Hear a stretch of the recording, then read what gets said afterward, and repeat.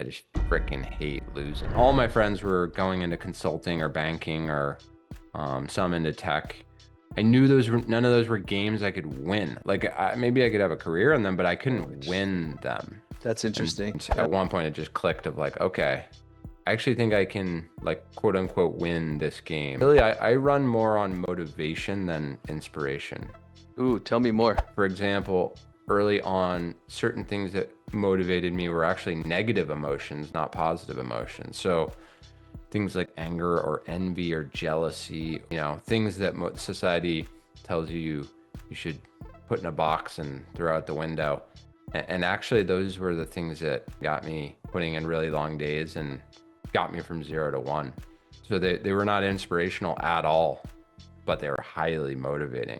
What changed, you think, to get to this point now? I think partially a realization that no one cares. Like no one actually cares how much money you make. What matters is what impresses you about yourself, much more than like how impressive are you to others. Are you going to devote 10 years of your short life to this thing? And by the way, a hard 10 years, a grueling 10 years. Why do you call it a game? Because everything's a game. Everything's a game. So what's possible for you now? Like, do you feel like you've won? All right, click down below to subscribe so that we can continue to provide you these interviews so you can find out how people like you have been able to discover what's possible in their lives and become their greatest of all time. First of all, Will, thank you so much for joining us. It's really an honor to be able to have you here across, from I'm in Utah, you're in Miami, but we really want to be able to feel like we can be open and talk to each other about anything. I'm excited to learn more about you as an individual, what really has helped you become who you are. I've watched as you've really been able to grow your business, but I can tell just through seeing all the different interviews that you've conducted across different podcasts over time, how you've grown as an individual. And I'm very impressed. And so I think that our audience will be able to learn a lot about, how you've discovered what's possible in your life, how you've received revelation, inspiration, whatever people call it, right? To figure out what they're supposed to do, how you've been able to do it, with your family, as an individual, and how you've been able to handle that work-life balance, if that even exists, right? And then, talking about your success. We're all about growth at Discover Possible. We think that there's actually key formulas that we could follow to grow and key mindsets. So I'm also excited to go into that. But well, welcome to the podcast. Thanks for having me.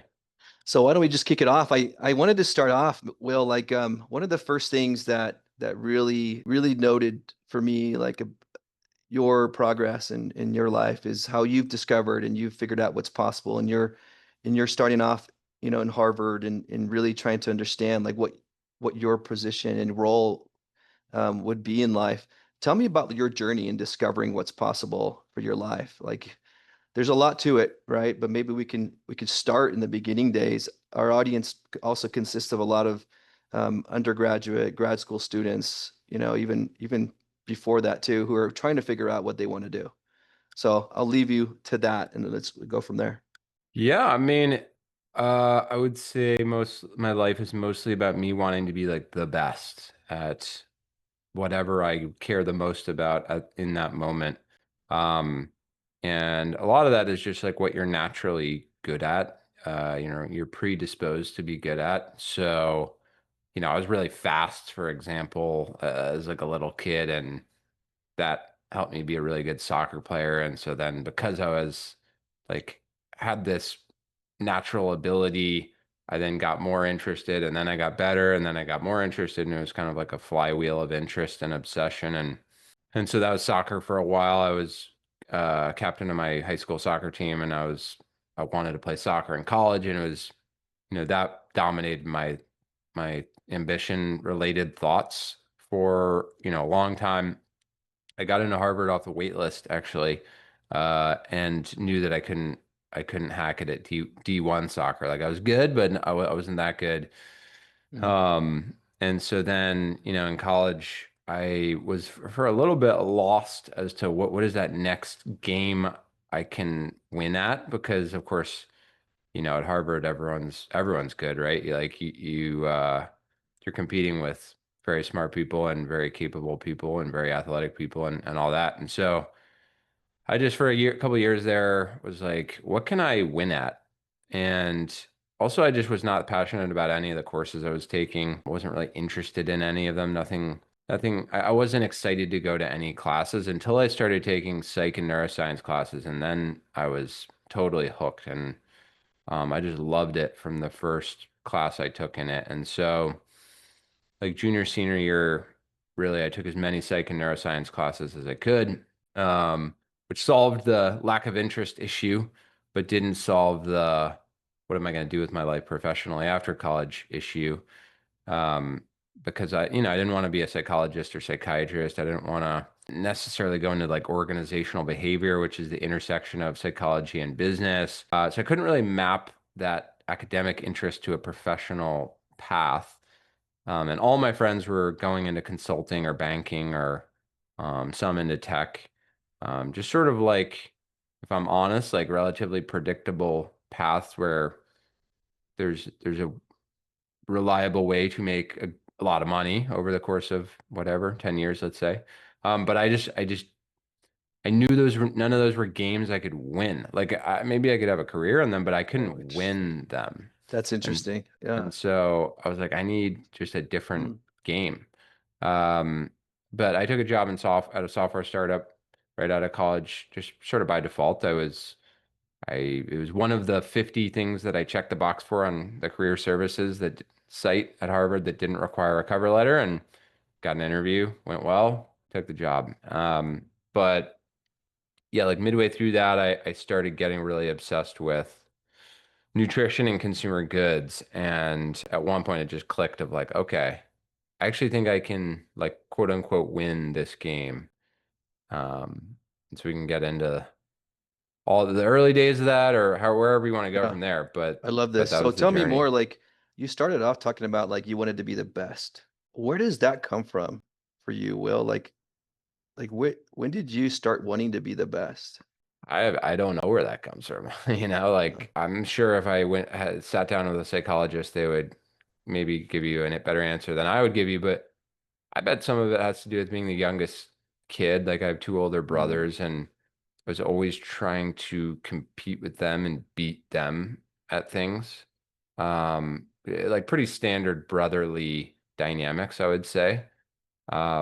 So maybe that's like the genesis of it, but it mm. definitely crossed over to like friends, classmates, heck, even people generations like past me.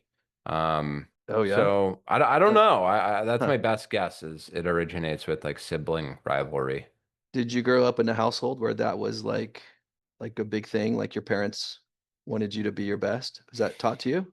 Sort of like my parents were not Mm, like tiger parents, quote unquote, or hmm. whatever. They weren't like pissed if I didn't get an A plus or something like that. Like, so I don't think it is that.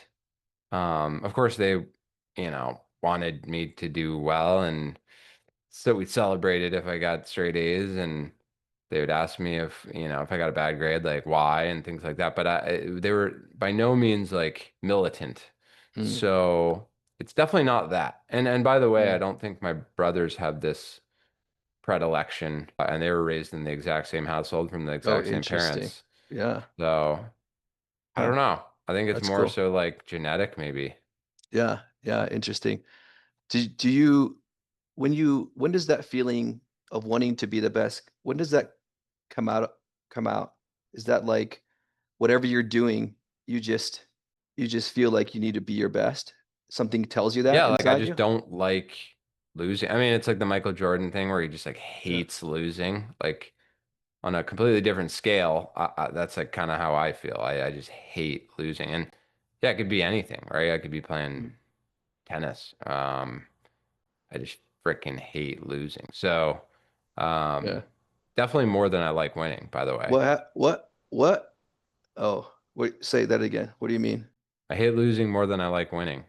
Like, but that's just kind of Mm, standard human psychology, right? We're all negativity biased and we're all loss yeah. averse. And What do you yeah, do when you lose? I stew on it. Huh. I stew on it. Like silly, I played this sport called paddle, which is big in Miami. It's like now Yeah. getting big elsewhere, but Pickleball, right? no, it's like pickleball, but it's I would argue A better little than bit. pickleball. But Okay. yeah, like I'll play and it's like a casual game on a Wednesday morning or something, and I'll lose, and then I'll just think about that the whole day. And Hmm. it's like I don't think any of the other players are doing that, but like I can't help it. I'm like, God, I should have won that second to last game, Uh, and if I had only like volleyed, didn't miss that volley in the net like we would have and blah blah blah. So it definitely mm. applies to almost So everything. did you do that with soccer then? Like why you couldn't keep going to Harvard, play in college?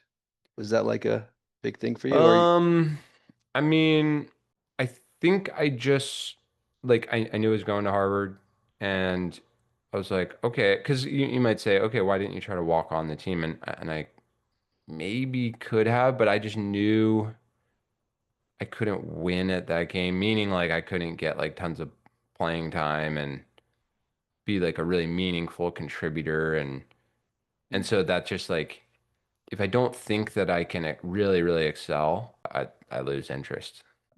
yeah, it's interesting. Like I remember Jeff Bezos, he's like he wanted to do space. He got infected or inspired by the idea of going to space. He actually in his valedictorian speech in high school, he's like talking about he wants to build hotels in space. And so he goes on and he tries to study physics and he gets into, Princeton and he's like trying to study physics and he figures out that once he's in there, he's like, this is not for me.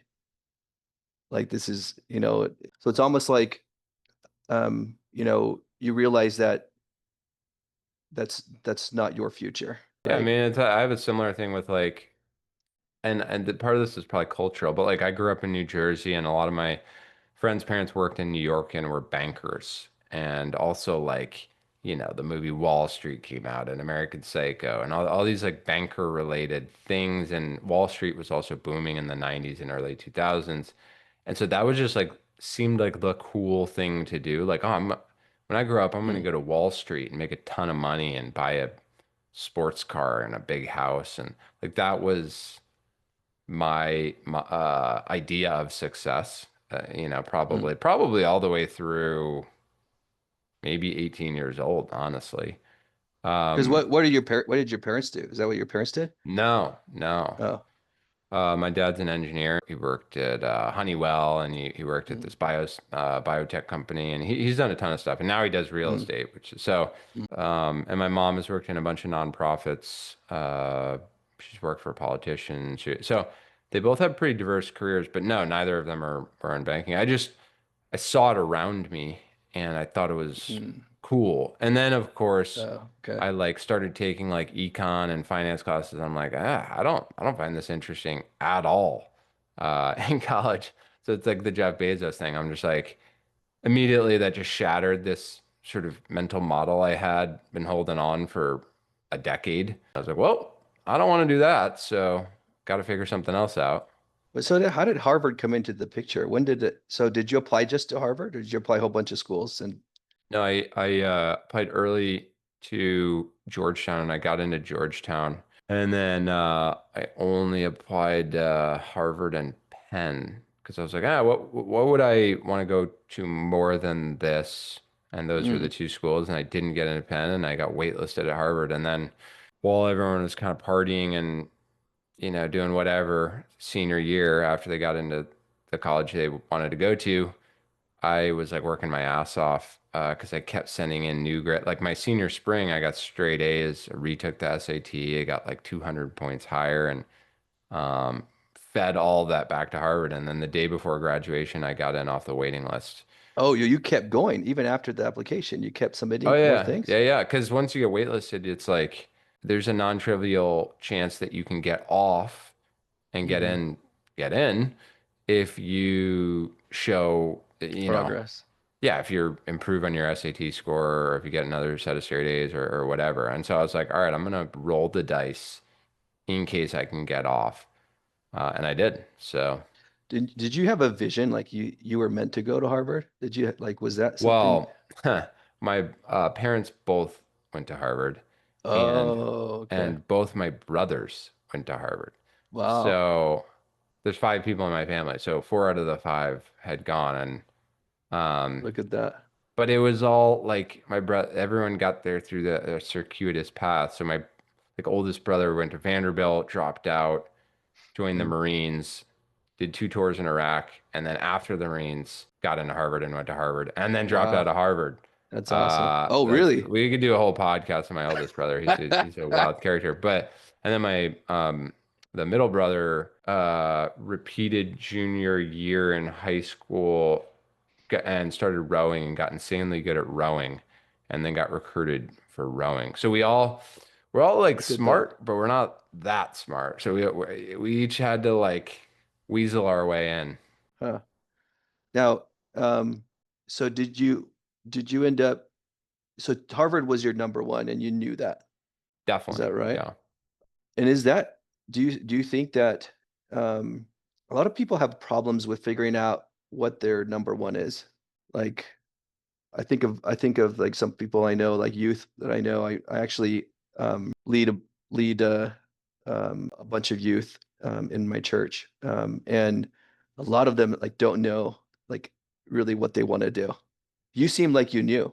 Well, I want the best. You know, it's like Harvard's the best. Like I want the best. Like how can I get the best? And again, of course, Mm, when your parents did it, you're like, wow, it's I'll be possible. I'll be a letdown if I can't do it. Like I should be able to do Uh, it.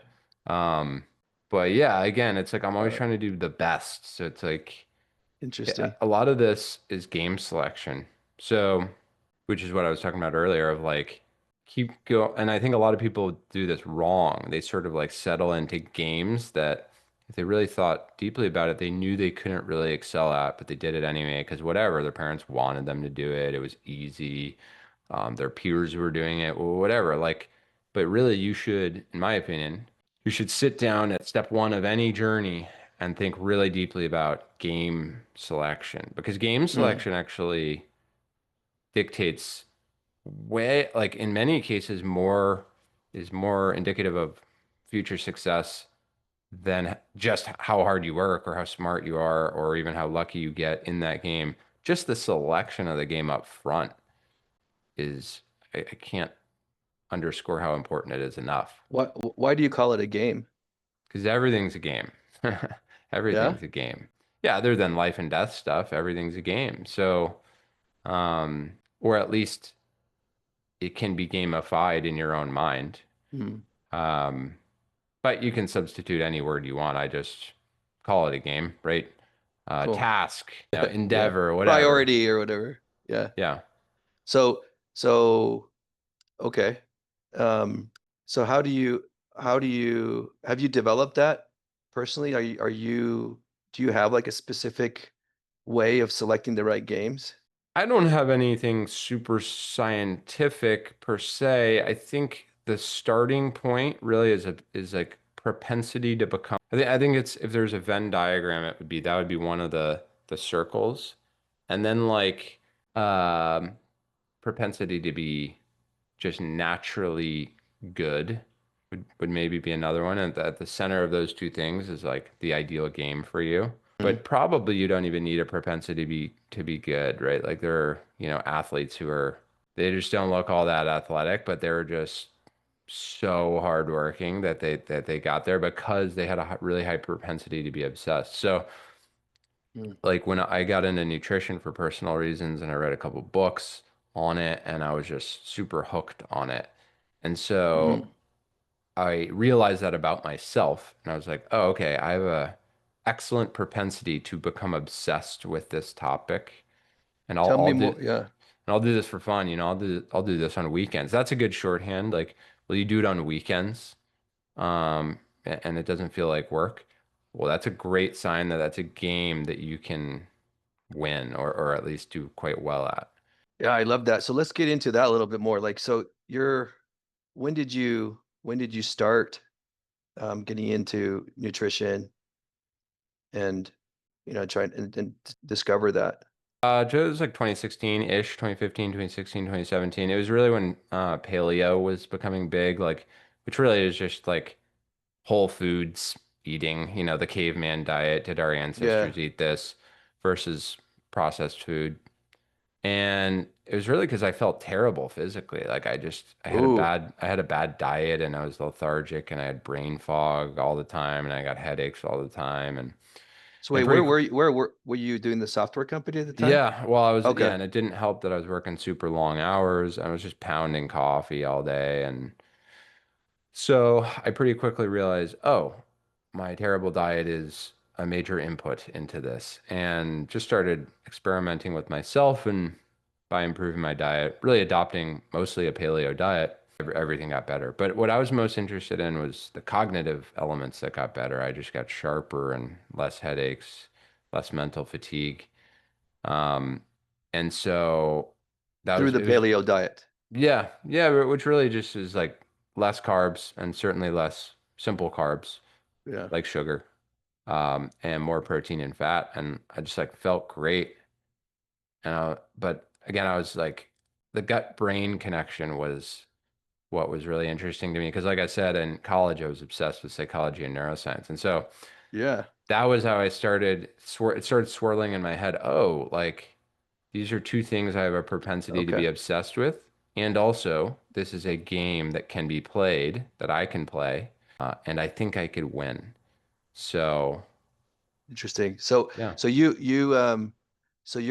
your interest in this field um of the mixture between, nutrition and mind body, performance started even before into software company. It started in um when you were determining what to study.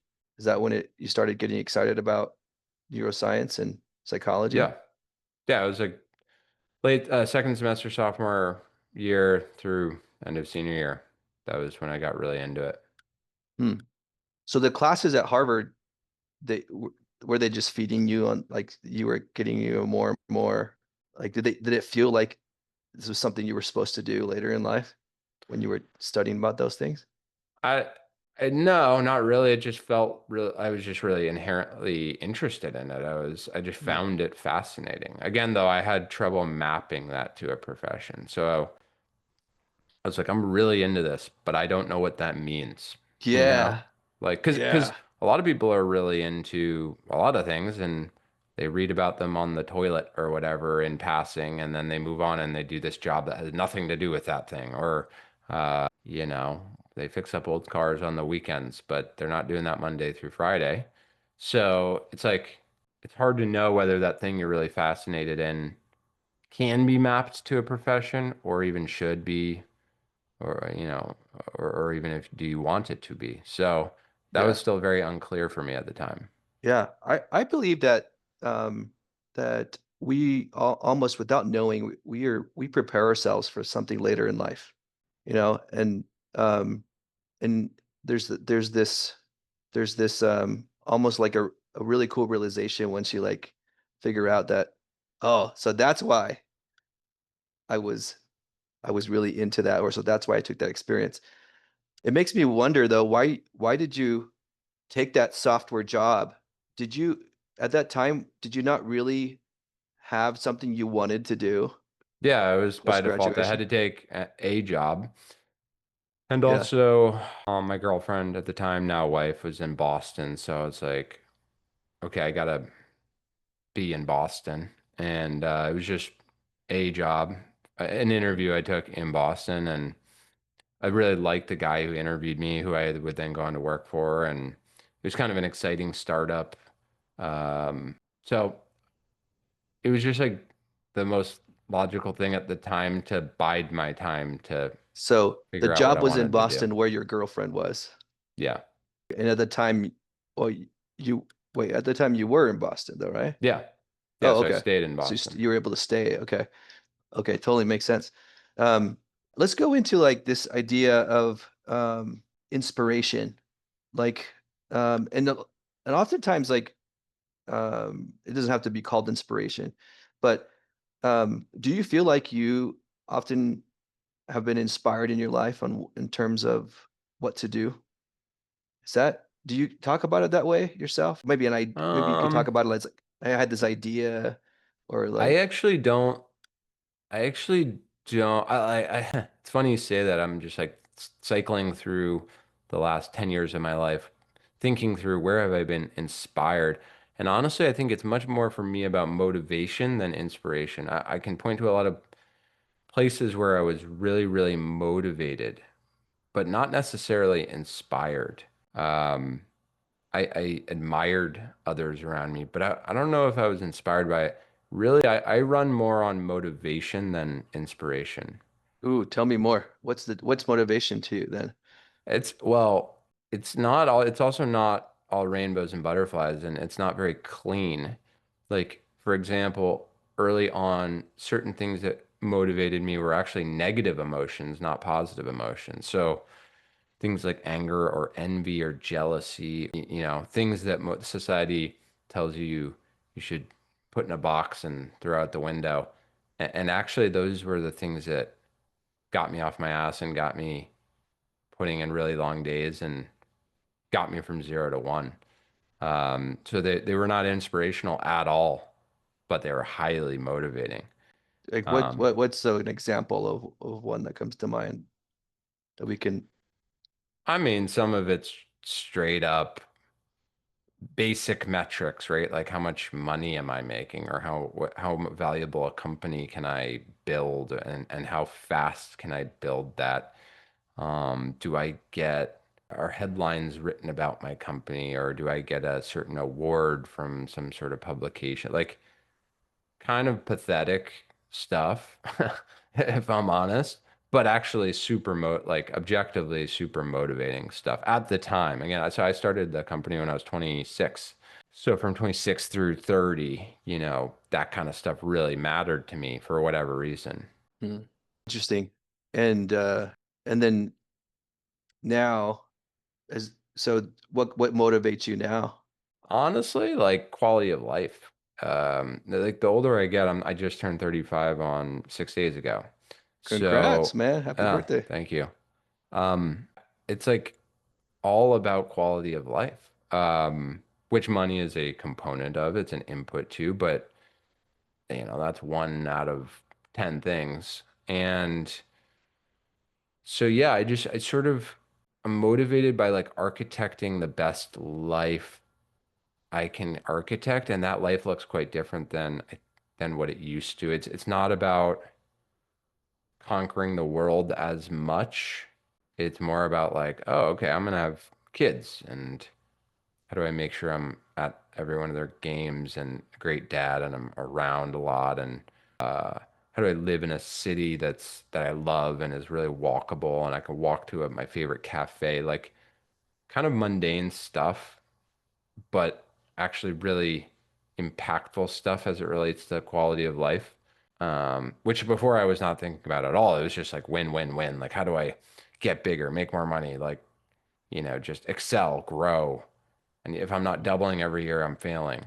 So that's quieted a bit and slowed down for me. What changed, you think, to get to this point now? What helped you understand this part of it? Um, I think partially a realization that no one cares. Like no one actually cares how much money you make, or how big a company you build. Like they kind of do. They'll be like, oh, damn, that's like super impressive. Or let's say like take it to the extreme. They even freak out. They're like, oh my God, that's crazy, blah, blah, blah. Well, that will subside. That's an ephemeral reaction. And so the dopamine of like me seeing them get excited or impressed about it, that's ephemeral. That goes away. So just like realizing that more and more, it's like, oh, actually, no one really cares, and also, I don't really like. Really, what matters is what impresses you about yourself, much more than like how impressive are you to others, because that's just like, A, you're gonna be disappointed by that. B, others just aren't gonna be that impressed. and C, even if they are, it is fleeting. So I don't know. I just that's a big piece of it. And then just like being Mm. more thoughtful about what do I actually enjoy on a daily basis? Little things like a dog. I got a dog recently. I'm like, oh wow, What kind? that a dachshund, Oh, nice. and it just like is unlocks this new like happiness, and I'm like, oh my God, that's so Yeah. cool. Like it's just like a happy button, you know? Yeah. Um, Yeah. and so Is that just how because do you I grew you aggregate happy buttons, did you around grow me? up with a dog in the house or something? I did. I did, but I Okay. never really like it wasn't it was kind of my dog, but like my mom took care of it type thing. Okay. Um, but yeah, I hadn't Mm. had a pet in a very long time. Mm. And it's just like it's fun. It just sparks joy. So yeah, how do you aggregate more things like that that have nothing to do with ambition, success, any of that? Yeah. So you talked about, you know, going to your kids' soccer games. Do you have kids or do No, you? no, but I think I will in I don't know, next 2 years, let's say. Okay. So, but you've been married for quite a few years, I'm assuming, right? Together for quite a few years, married 3 years. Okay. Okay. And I remember in an interview that you did, I was watching that you talked about how like there was this guy interviewing you for a different podcast that was saying at the end, I like asking people, what's the one piece of advice you like to give?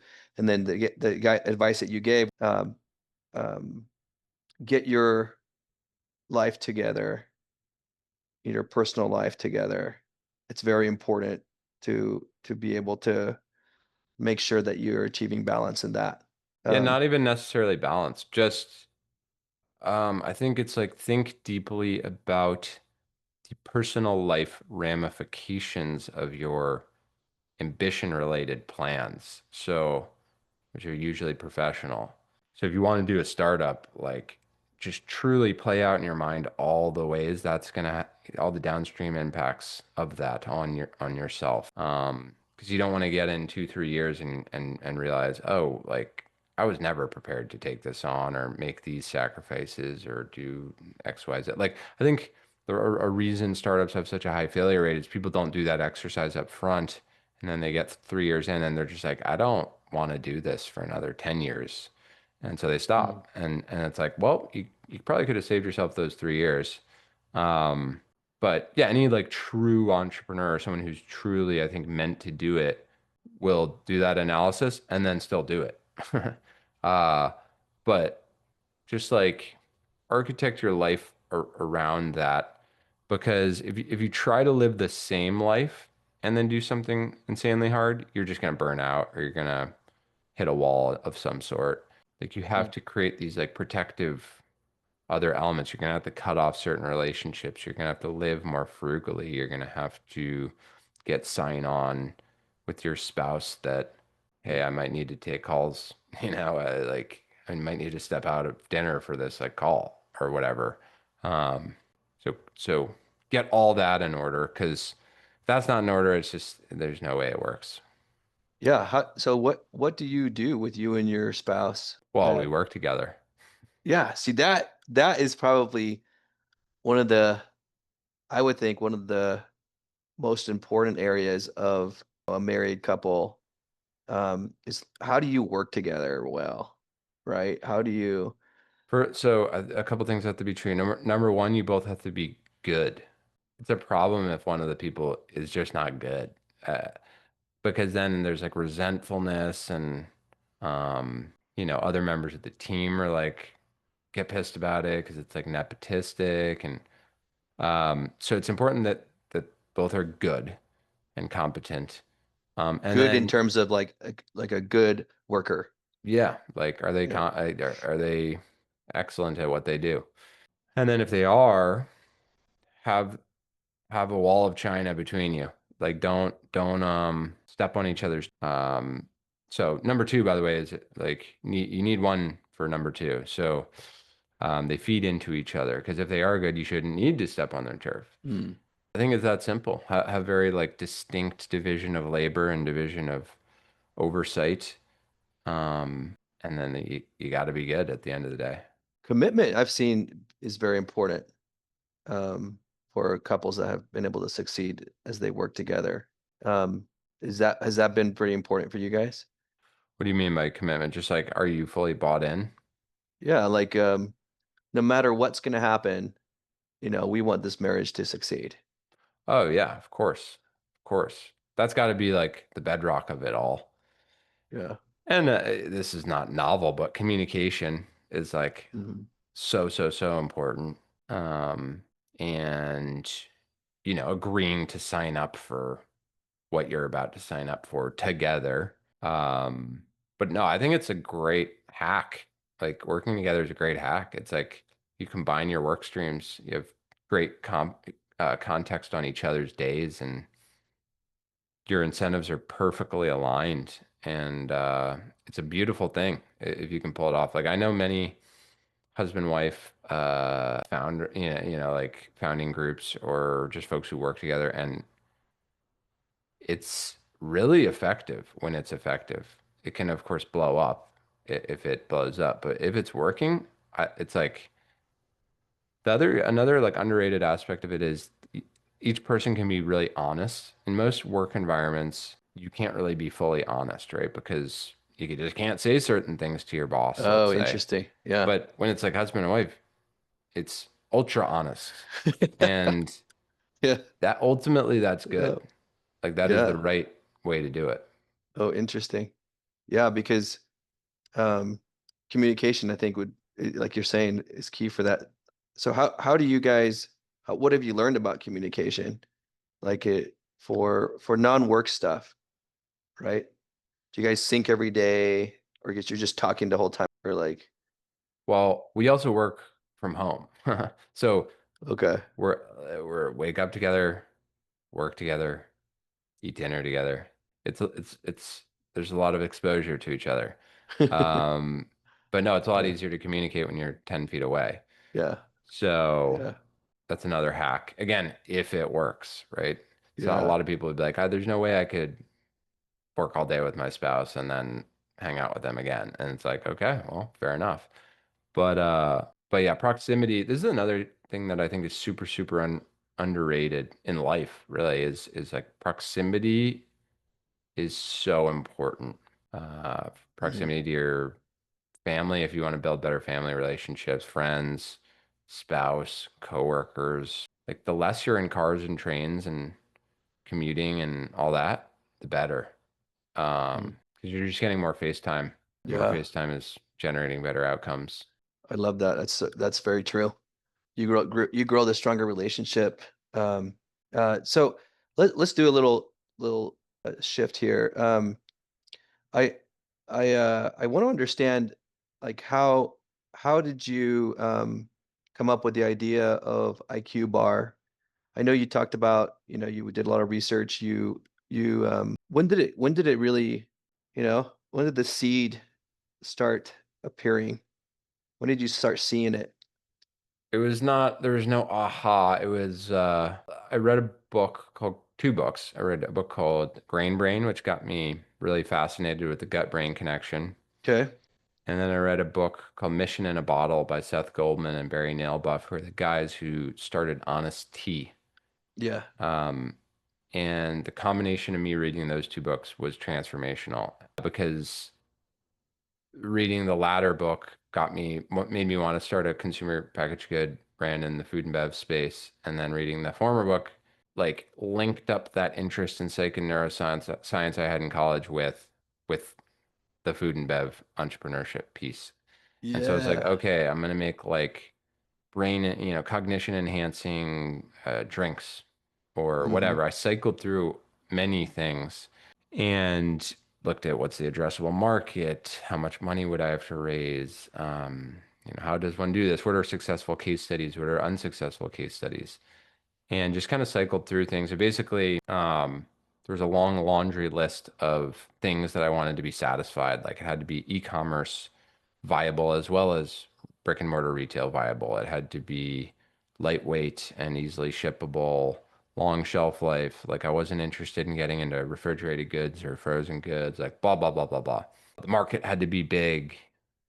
And so like bars, nutrition bars, protein bars, whatever, just ended up like satisfying all of those things. And also, by the Mm. way, I could make it in my literal kitchen. I mean, it's so at its core, it's incredibly basic. And then to scale it and build a business around it is incredibly challenging.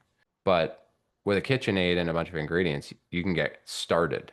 And so there's that low barrier to entry was also Do you know the attractive. first time I ever made a bar? Actually, it wasn't me. It was my missionary companion. I was in an LDS mission in South Africa, Johannesburg. Hmm. And my missionary companion was Chris Contos from California. He was a surfer. And one morning he's like, "Hey, Elder Tej, check out what I just created." And he pulled out this tray and he made this bar like just right there. And he's like the happiest guy because he like, I did it, I just did it. And I tried it and it was amazing. But you're right, like it's essentially something you can just make in your kitchen, right? Yeah, you don't even need to bake it. Like it's raw. Yeah. Um, So your yeah. your invention really wasn't so it wasn't like you were experimenting trying to make the bar. You were thinking strategically around what you wanted to do. I really love that type of approach. Um, when did the idea for IQBAR come into that story? Well, I decided to want to make a bar and I looked at what are like functional foods were on the rise at the time and have since blown up and even drinks now and everything's functional, right? Meaning it has fiber in it or protein in it or whatever. And so the function I was most interested in was cognition, was brain health. And so yeah, immediately my thought was, what about brain food? Like, does that exist? Is that a thing? And if you look at the bar category, it's all body, body, body. It's digestion, building muscle, losing weight. It's all body related value propositions, and none of them were brain related. Now, that could be a bad sign, right? That could mean no one wants it in that form factor. But, I was willing to roll the dice that enough people did want it because I wanted it. Because I was always, the other thing too about, bars is I was always on the move and I was always busy and I never had time to cook. And so convenience was really interesting to me as well. Because were you were in the software company at the time Yeah. that all this was happening, right? Yeah. So I was doing this on nights and weekends Yeah. for a year and a half. Okay. And then when did the name come into the picture? IQ Bar. I mean, part of that's just like what's out there. What can I Okay. get? What can I trademark? But a lot of it was like food is an interesting thing. It's a super psychological experience, buying food, consuming food, etc. It's very emotional. And so brain is an organ, and that's kind of like gross sounding, right? You mentioned that you're like, oh, I'm eating brains or whatever. You connect weird dots when you Yeah. talk about like physiology as it relates to food. So I wanted to evoke that, but in a more ethereal way, like a higher level way, a more Mm. theoretical way. And so IQ is like this nice, and it's also like short, punchy, rolls off the tongue. Yeah. And it's not physiological, right? It's not like an organ. So that's it. Yeah. So you came up with that as you were thinking through what you could trademark. Yeah, pretty much. And Cool. it had existed, but it had expired. There's some other guy who started a bar company in Sun Valley, Idaho called IQBAR and Oh, then threw in the towel on it and the trademark expired. I think it was 6 months before I picked it up. And oh, look at yeah, that. That's interesting, man, because I've been doing research on ideas. And right now my current belief on ideas is that ideas aren't things that just come about. They're things that have always existed and will always exist. And that we're sometimes just the ones that are able to contribute to to, totally. to that idea. Does that Yeah, resonate I with you? was not the first person to think of brain food. Yeah. And there since men, people have thought about it, but are you going to devote 10 years of your short life to this thing? And by the way, a hard 10 years, a grueling 10 years. That's an entirely different proposition than, oh, did I Mhm. have this idea? That it's like, do you have this idea? And then you're going to drop everything to only think about that idea day and night for 10 years.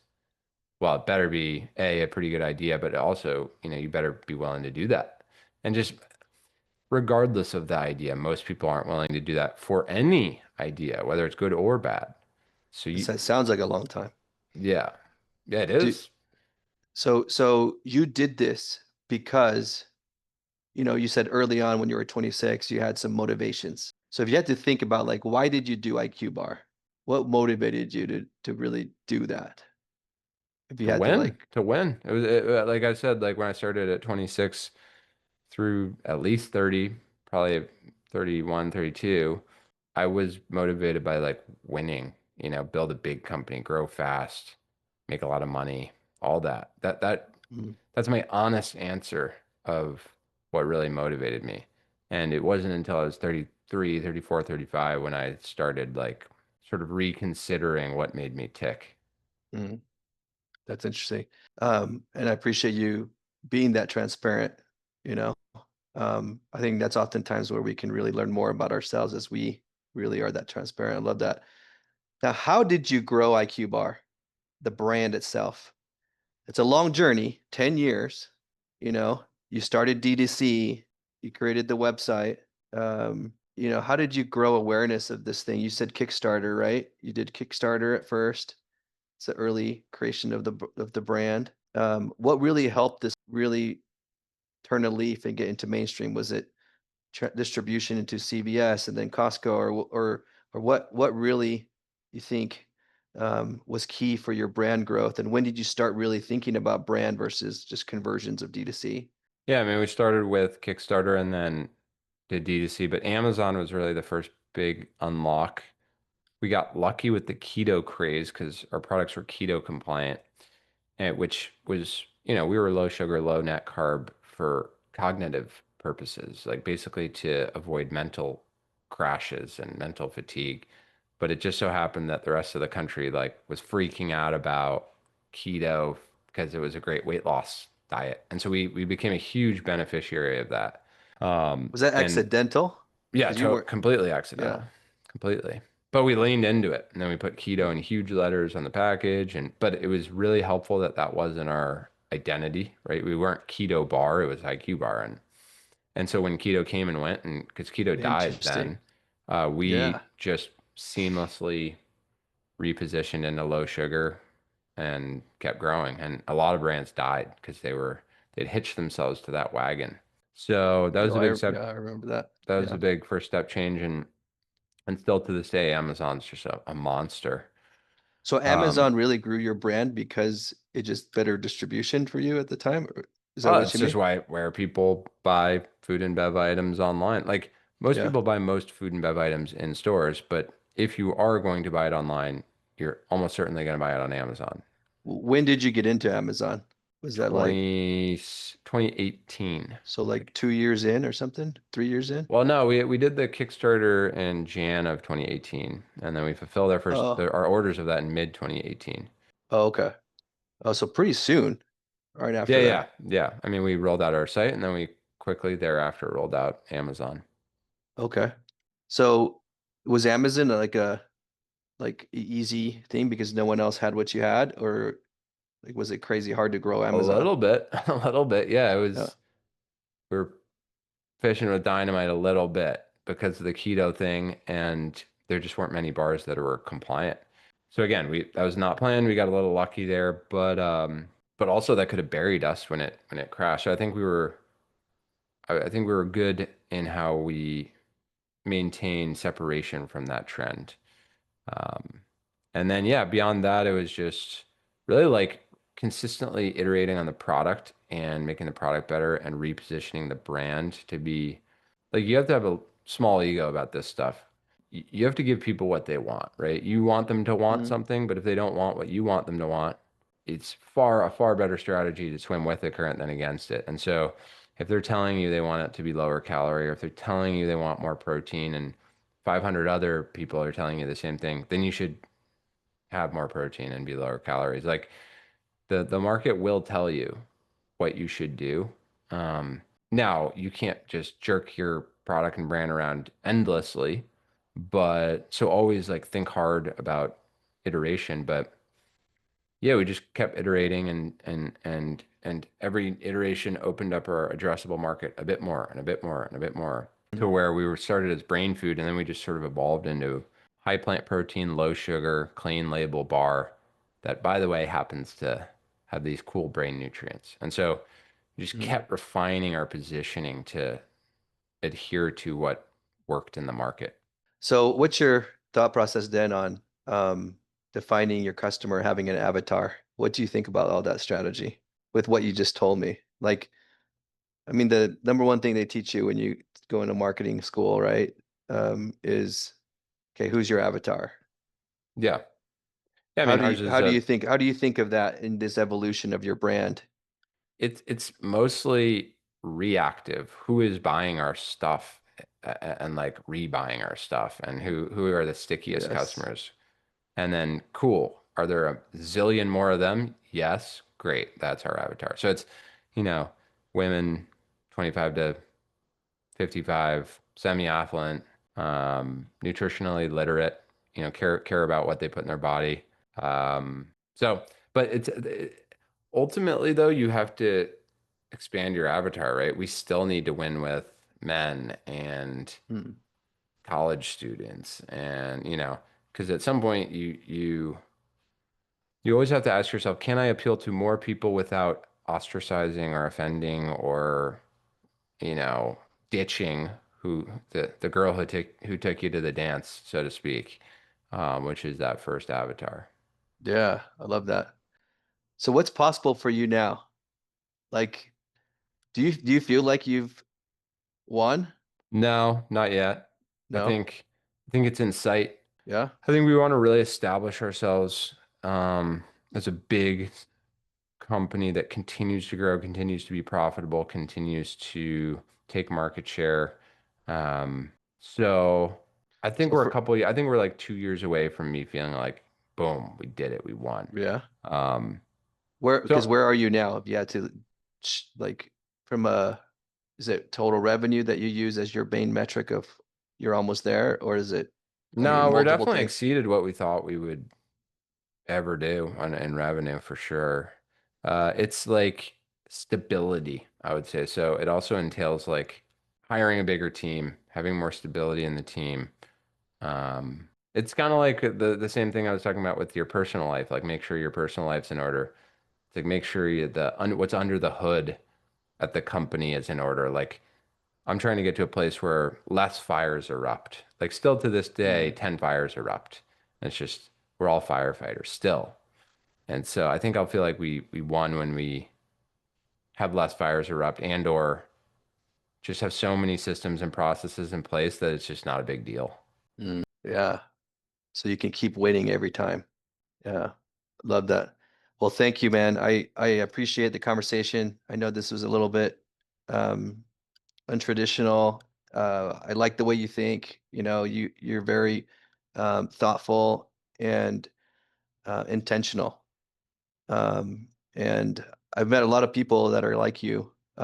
One that I would recommend that you look up, um, that lived his life intentionally. I don't know if you've ever heard of Russell M. Nelson. He No, recently I'll he check them recently out. pa- he recently passed away, but I learned about how he was able to establish his family life and how he prioritized his marriage, how he intentionally led his life, and that for me was like a really amazing. We got to go and interview his daughter actually at her house, and he talked about that and being truly intentional, and um, he was amazing. But just like you, like congratulations in what you've done and what you're doing, Thank you. and how you're winning. And I loved your quote, like you realize that it's not about necessarily doing it for someone else. It's like what you can accomplish, you know, to be your greatest of all time. So thank you very much for the time. Absolutely. Um, That's fun.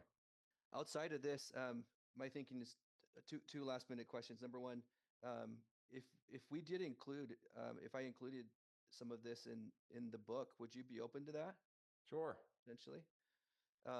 That would be awesome.